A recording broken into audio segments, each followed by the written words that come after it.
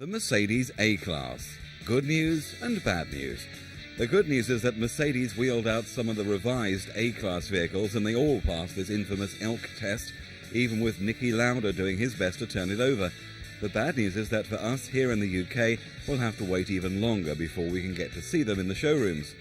Here's what Mercedes have done to improve the groundbreaking dual-floor A Class since that fateful overturning accident at only 37 miles an hour.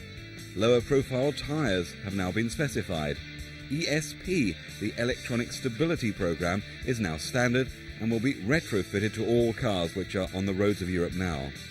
The ride height has been lowered by 3.5 centimetres to bring down the centre of gravity, and the track of the A-Class has been widened by 2.4 centimetres.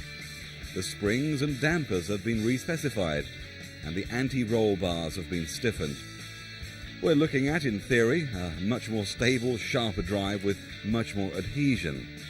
The A-Class is revolutionary because it uses a sandwich floor, useful, like in the Renault Scenic, for providing cubby holes, but much more importantly here, for giving space to the A-Class's mechanics, so allowing more passenger cabin area.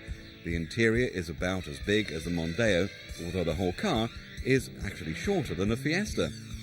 Mercedes dealers in the UK have a huge and frustrating problem in that they have lists of customers desperate to own a new Mercedes A-Class.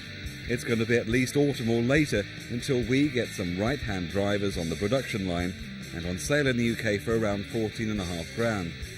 Also, you don't need a degree in automotive finances to work out that with the recalls, extra equipment and re-engineering on the revised A-Class, profit margins will have to be cut all round.